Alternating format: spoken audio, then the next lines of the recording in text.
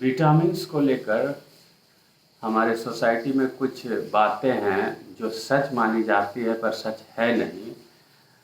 अब ये प्रोपेगेंडा कहाँ से आकर इस्टेब्लिश हो गया, मोस्ट प्रोबेबली मार्केटिंग का ही इसमें रोल होगा।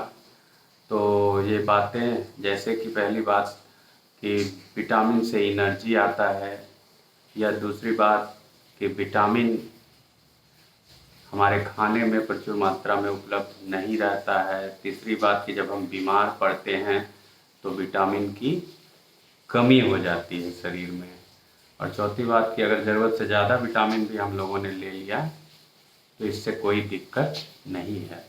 ये चारों ही बातें जो प्रायः सबके द्वारा सही मानी जाती है, ये गलत बात है। और इसका मैं थोड़ा सा एक्सप्लेनेशन भी दे देता हूँ। पहली बात कि विटामिन एनर्जी देती है, तो ये गलत बात है। विटामिन कोई एनर्जी नहीं देती है। हाँ, हमारे शरीर का जो एनर्जी जनरेशन प्रोसेस है उसमें को फैक्टर के रूप में विटामिन बी का रोल होता है, पर इसका ये मतलब नहीं है कि ये एनर्जी देती है। अब कोई सिंपल लॉजिक लगा के बोल सकता है कि जब एनर्जी जनरेशन सिस्टम क्रेब्स साइकिलिटियस में ये विटामिन यूज हो रहा है तो उसको ज़्यादा देने से और एनर्जी जनरेट होने लगेगा, ऐसी बात नहीं है।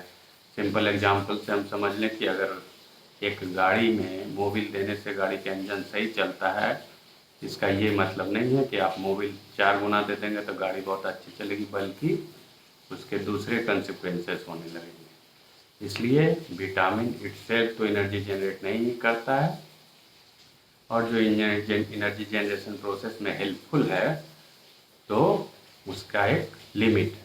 ये नहीं है कि ज़रूरत से ज़्यादा विटामिन देने से ज़्यादा एनर्जी जनरेशन होगा। अब कुछ लोग एक तर्क दे सकते हैं कि नहीं, मैं बीमार था और जब मैंने विटामिन लिया तो उसके बाद मुझे एनर्जी फील होने लगा। बहुत कॉमन ये लॉजिक हर आदमी करता है। गांव घर में तो लोग जाकर विटामिन चढ़वाते हैं। तो इसका कारण ये नहीं है कि विटामिन से आपको एनर्जी आ रही है। इसका कारण ये है कि जब आपका शरीर बीमार है तो आपका सारा सिस्टम डाउन है, और जब आप रिकवरी फेज में आते हैं तो शरीर का सारा सिस्टम सही होने लगता है, और उस कारण से आपकी एनर्जी फील होती है। लेकिन अगर उस समय आप विटामिन ले रहे हैं तो आप इसका श्रेय विटामिन को दे रहे हैं।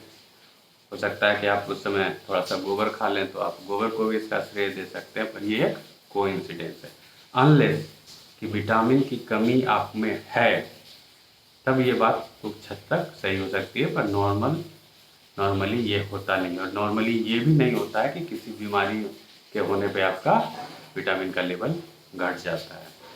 दूसरी एक बात थी कि ओवर लेने से, ज़रूरत से ज़्यादा लेने से कोई क्षति नहीं होती है, ये भी एक गलत बात है।